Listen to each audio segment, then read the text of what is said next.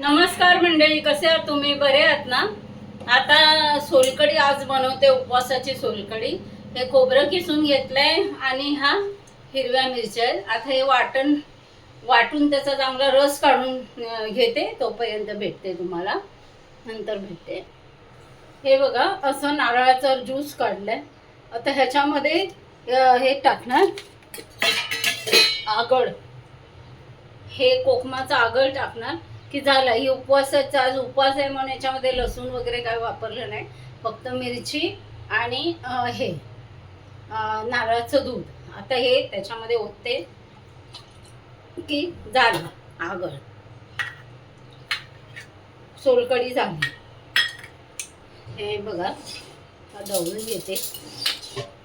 छान असा कलर आलाय सोलकढीला. हा बघा, चवीपुरता आता मीठ टाकणार की झालं. चला धर्मा मंडळी, असाच एक छोटा व्हिडिओ घेऊन परत येते.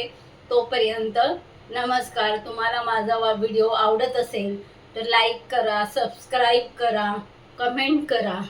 परत एक छोटा व्हिडिओ घेऊन येते. तोपर्यंत नमस्कार.